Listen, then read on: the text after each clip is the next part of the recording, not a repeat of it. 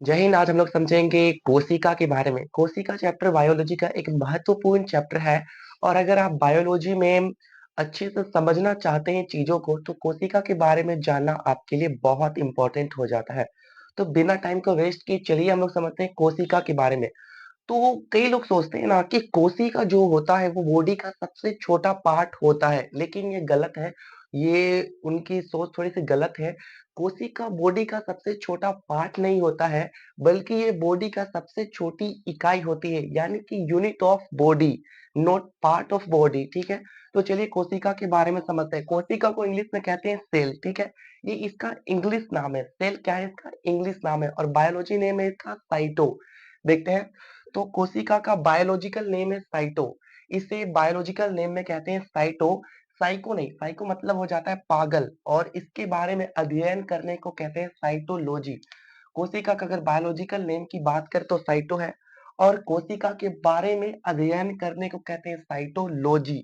इसकी खोज या जनक की बात की जाए तो इसके खोज करता है रॉबर्ट हुक ने। हालांकि रॉबर्ट हुक ने सबसे पहले मृत कोशिका की खोज की थी, उन्होंने जीवित कोशिका की खोज नहीं की थी। उन्होंने मृत कोशिका की खोज की थी। हालांकि उन्होंने खोज की, चाहे मृत हो या जीवित हो, तो कोशिका के जनक कहे जाते हैं रॉबर्ट हुक। इन्होंने ही सबसे पहले कोशिका की खोज की थी। उसके बाद सबसे पहले जीवित कोशिका की खोज की थी एंटोन वॉन ल्यूवेनहॉक ने। एंटोन वॉन ल्यूवेनहॉक ने सबसे पहले जीवित कोशिका की खोज की थी और इन्हें जीवित कोशिका के खोजकर्ता का श्रेय दिया जाता है। कोशिका का सिद्धांत अगर कहा जाए तो स्लाइडन और स्वान नामक दो वैज्ञानिक थे, इन्होंने कोशिका सिद्धांत दिया था। का सिद्धांत का अगर कहा जाए तो इन्होंने क्या सिद्धांत दिया था? इन्होंने ये बताया था कि मनुष्य की जो शरीर होती है या किसी भी जीव की शरीर होती है, जीव जंतु की, तो ये कोशिकाओं से मिलकर बनी होती है। हमारे शरीर जो है, पूरी शरीर की संरचना है, ये छोटी छोटी कोशिकाओं से होती है। और ये सिद्धांत दिया था स्लाइडन और स्वान नामक दो वैज्ञानिकों ने। उन्होंने ही ये सिद्धांत बताया था कि पूरी जीव जंतु की शरीर होती है वो कोशिकाओं से मिलकर बनी होती है। तो शरीर कोशिकाओं से बना है, ये सिद्धांत अगर पूछा जाए तो स्लाइडर और स्वान नामक दो वैज्ञानिकों ने दिया था। और अगर कोशिका की साइज की बात की जाए, पूरा ओवरऑल में पूरी दुनिया में कोशिका की साइज की बात की जाए, तो पूरी दुनिया में सबसे छोटी कोशिका जो होती है वो माइक्रोप्लाज्मा नामक जीवाणु की होती है। माइकोप्लाज्मा नामक जीवाणु की कोशिका सबसे छोटी होती है। ये 0.1 नैनोमीटर से भी छोटी होती है। अगर इसकी बात की जाए तो ये 0.1 नैनोमीटर से भी छोटी होती है, पूरी दुनिया में बात की जाए तो। और पूरी दुनिया में सबसे बड़ी कोशिका की बात की जाए तो ये होता है ऑस्ट्रिच का अंडा, यानी कि शुतुरमुर्ग का अंडा पूरी दुनिया में सबसे बड़ी कोशिका होती है। ठीक है।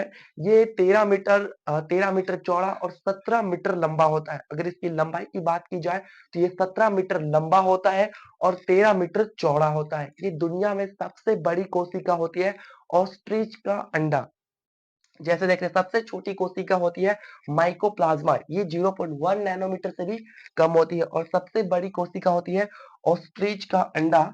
ये 13 मीटर लंबा, ये 13 मीटर लंबा और 17 मीटर चौड़ा होता है। ठीक है। अब हम लोग मानव की बात करते हैं। जैसे कि बायोलॉजी में हम लोग सबसे ज्यादा पढ़ते हैं मनुष्य के बारे में। तो मानव के शरीर की संरचना के बारे में बात करते हैं तो मानव में सबसे छोटी कोशिका होती है शुक्राणु, यानी कि स्पर्म। ये मानव में सबसे छोटी कोशिका होती है। और मानव में सबसे बड़ी कोशिका की बात की जाए तो ये होता है अंडाणु, यानी कि एग। ये मानव में सबसे बड़ी कोशिका होती है।